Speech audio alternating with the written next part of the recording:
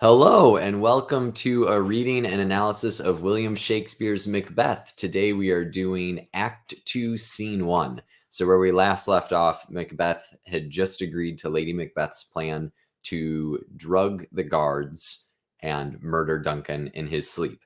So, we are picking up with a very interesting exchange between Banquo and his son, Fleance. And this is the first time we've seen Fleance on stage, so a new character to add to your notes. How goes the night, boy? The moon is down. I have not heard the clock, and she goes down at 12. I take it 'tis later, sir. So just in those first few lines, we get the setting of our scene. Because Shakespeare was performing this play in like 1606, there was no way to easily change lights back then. So in modern theater, I can just hit the stage with some blues or purples or something and make it look like a night scene. But in Shakespeare's time, they don't have that. So the actors have to fill in the gaps and let the audience know, hey, it's nighttime now. And it's late at night. It's after midnight, goes down at 12. A couple little interesting things in there. The moon is down. Might feel like a bit of a throwaway line, just establishing the setting. But to John Steinbeck, it sounded like a great name for a novel. And that's actually my favorite John Steinbeck novel, The Moon is Down. Phenomenal novel. I think it's absolutely historically relevant and super interesting, and it's rather short. So if you're looking for a great novel to read, consider checking that one out. Anyway, Banquo says, hold, take my sword, gives his sword to Fleance. There's husbandry in heaven, their candles are all out. So what husbandry means is like thrift or not wanting to spend money. So the candles in heaven would be the stars. Candles are very expensive at this time. So heaven has put out all the stars in order to save money to be husbandry-ish. So kind of reminds me of a lot of modern husbands who walk around flipping all the light switches off as they go through the house. At least I do anyway. Not that only men can save energy in the household. So with this, we know the moon is down. We also know the stars are out. And then Banquo says, take thee that too. We don't know what the that too is. It doesn't specify. Some people play it as a dagger. Other people take it as maybe a kiss on the top of the head, Banquo for his son Fleance. But either way, Banquo and Fleance are both up after midnight, and they're on edge. At least Banquo is. He gives his son, who's probably around 12, a sword. And at this time, you know, it's a warrior culture. Even 12-year-olds would probably be familiar with a sword to a certain extent. But it's still kind of a weird thing to give your kid in the middle of the night, especially if you're in the castle of your best friend. Like, it's a dangerous time to be out at night, but they're not out at night. They're in a castle. So nothing should be amiss or scary, and yet something is. They have a sense of what's going on. A heavy summons lies like lead upon me, and yet I would not sleep. So the summons here is the summons to sleep, and it lies like lead. So he's very tired, right? There was a battle not too long ago. They've rode all the way out to Inverness to see Macbeth. He would like to sleep. There's been a big party, but he can't. Merciful powers restrain in me the cursed thoughts that nature gives way to in repose. Repose there means to sleep. So his thoughts are keeping him up, basically. Then Macbeth and a servant enter from a distance with a torch. Give me my sword. Who's there? A friend. What, sir? Not yet at rest? The king's abed. He hath been in unusual pleasure and sent forth great largesse to your officers. So what largesse means there is gifts, and offices means servants. So he's saying to Macbeth, what are you doing up still? You hosted the king successfully. He's in a great mood, and he gives great gifts to your servants. He also says, this diamond he greets your wife withal, by the name of most kind hostess, and shut up in measureless content.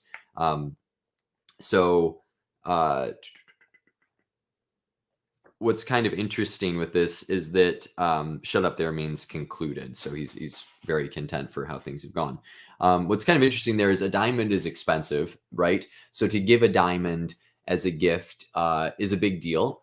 And Duncan gives a diamond to Lady Macbeth. So today, just today alone, he has given Macbeth a promotion, doubled his thanedomness. He's given his wife a diamond, and he's given his servants gifts. And Shakespeare's just kind of taking the guilt factor for Macbeth and just kind of cranking it up a few notches here. It would be a lot easier for Macbeth to murder Duncan if he was a terrible person, but we're not led to believe that Duncan is a terrible person. He makes hard choices like executing traitors, but he is not being cruel to the Macbeths. He's being very kind to them and is their guest and is showing gratitude, even though he doesn't have to, as the king. Macbeth says, being unprepared, our will became the servant to defect, which else should free have wrought, which is basically saying we did the best we could, because we didn't get a lot of preparation. All's well. So Banquo's like, don't worry, it all went fine. Then the subject changes. He says, I dreamt last night of the three weird sisters. To you they have showed some truth, right? Because Banquo notices, obviously, that Macbeth is Thane of Cawdor now, as well as Glamis. Macbeth, very dismissive. I think not of them. Yet, when we can entreat an hour to serve, we would spend it in some words upon that business, if you would grant the time, at your kindest leisure. If you shall cleave to my consent, when 'tis, it shall make honor for you. So Macbeth says he hasn't been thinking about the witches, but he'd like to talk about it with Banquo at some point. And then he says, very interestingly, after Banquo's probably already walking away, hey, if you can stick with me, there will be more honor for you. Stick with me and good things will happen to you. And Banquo's very careful with this, right? He knows what that third greeting was from the Weird Sisters. He says, so I lose none in seeking to augment it, but still keep my bosom franchised and allegiance clear. I shall be counseled. Good repose the while. Thanks, sir. The like to you. So Banquo has that disclaimer. He says, I would love to have more honor, but not if it comes at the expense of my allegiance or my conscience.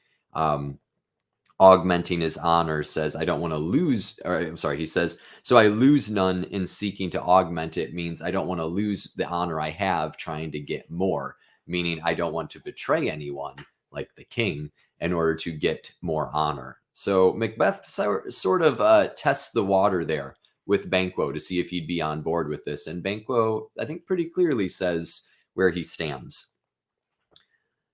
Banquo and Fleance exit. To the servant, go bid thy mistress when my drink is ready, she strike upon the bell. Get thee to bed. So very clear instructions there. When his drink is ready, she strike upon the bell. The drink, of course, is not for Macbeth. It's for the guards. And the bell is to signal that the guards are asleep. They've been knocked out from the alcohol and drugs or whatever. So now Macbeth can do whatever he wants to do because the guards are passed out. Servant exits, and all of a sudden Macbeth sees something on stage. And usually this dagger, this is the dagger speech. Usually the dagger is not on stage. Even in a film version, they don't usually put a CG dagger out in the distance. He just stares and all of a sudden sees a dagger there and might reach out his hand toward it, as he's going to say here. He says, is this a dagger which I see before me, the handle toward my hand? Come, let me clutch thee. So he reaches for it. I have thee not, and yet I see thee still. So he sees the dagger, but he can't grab it. Just this floating dagger.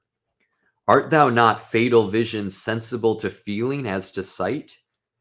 Or art thou but a dagger of the mind? A false creation proceeding from the heat oppressed brain. So is this a dagger that you just can't touch? Or is this a dagger that's just in my head? Macbeth's asking some interesting questions here. So why is Macbeth hallucinating and seeing this dagger? Well, it could be any number of reasons. It could be he's gone through battle and he might be having post-traumatic stress disorder or symptoms of it. It could be his conscience, because he's planning on killing the king. It could be sleep deprivation, because he slept very little in this play, right? It's past midnight. He's been preparing for this whole party. He had to ride all this way. He just got done with a battle. Banquo says he slept. He said he dreamt of the three Weird Sisters last night. We don't get any indication that Macbeth was sleeping much. So he's probably very sleep deprived. So those three things on their own could lead someone to hallucinate. but in conjunction altogether, definitely his mind could be starting to go a little bit, maybe more than a little bit.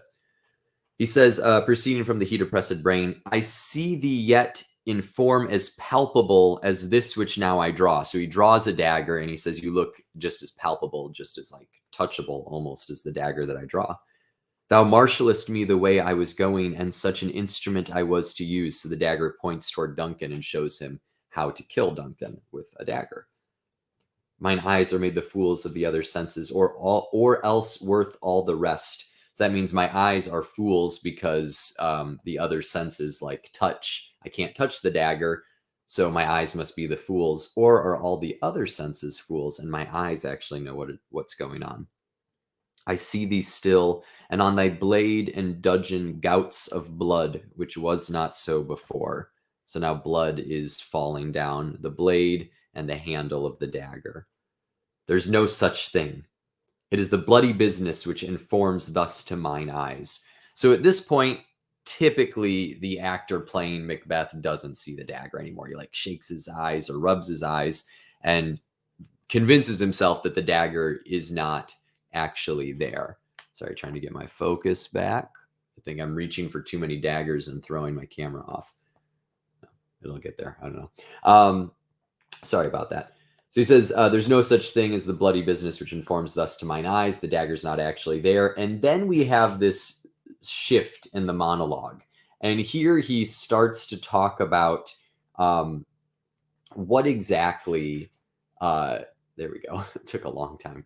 Starts to talk about what exactly the world is like right now, the nature of the world, the nature of himself, and sort of drawing upon powers of darkness, not unlike when Lady Macbeth prays to the powers of darkness in her first scene. He says, now o'er the one half world nature seems dead, right? Because everything's asleep.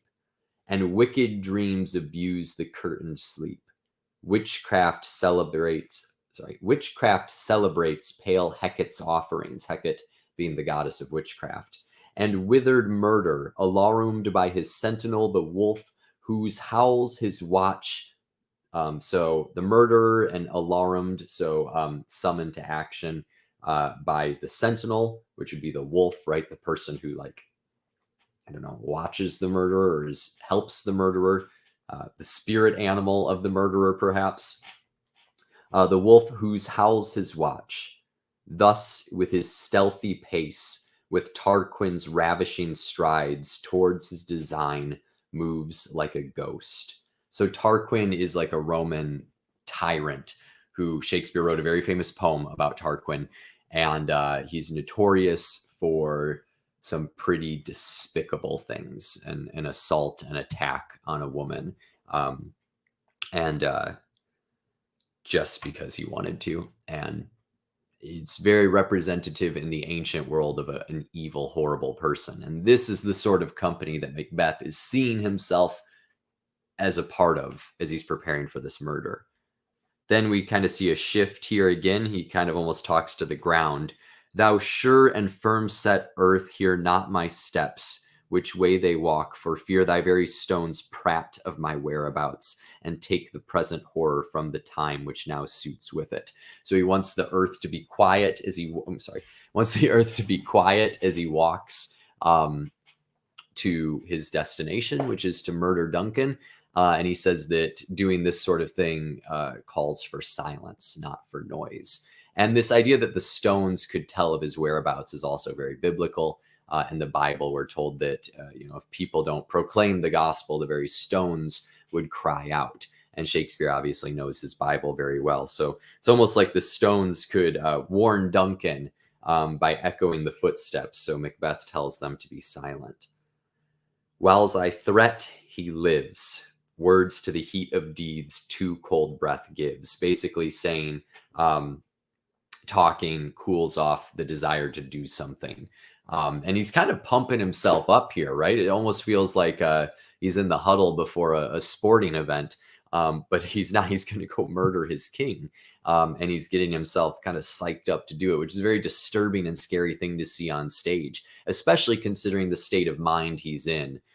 based on the start of this monologue scene, the hallucinating dagger. A bell rings, which is, of course, his signal. He says, "I go, and it is done. The bell invites me. Hear it not, Duncan, for it is a knell that summons thee to heaven or to hell."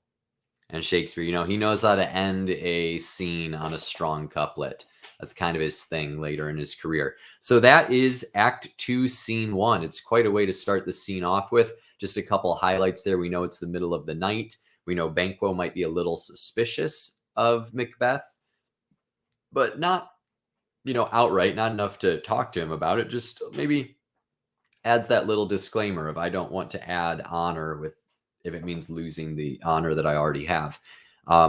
We know that Banquo and Fleance were on edge because something was going to happen, and the something that was going to happen was Macbeth was going to see a dagger in the middle of the night and decide right here and right now he's going to walk off stage and kill Duncan, the person who promoted him and gave gifts to his servants and a diamond for his wife, and who he just risked his life for at the beginning of the play in battle. He's decided he would make a better king than Duncan or Malcolm or anyone else. He's going to go try and take the throne for himself. And that is the end of Act 2, Scene 1. In our next video, we do Act 2, Scene 2, which is actually my favorite scene in all of Shakespeare, which is a very bold statement to say. But if you have a favorite scene in all of Shakespeare, I'd love to hear what yours is. I don't know how many people walk around knowing that off the top of their head, but what an interesting thing to share with people. But I love that scene. So stick around, read it ahead of time. Let me know if you have questions in the comments of this video or questions on what we've already read. And I would love to see you in the next video. So thank you again for watching. Really appreciate it. See you around, and happy reading.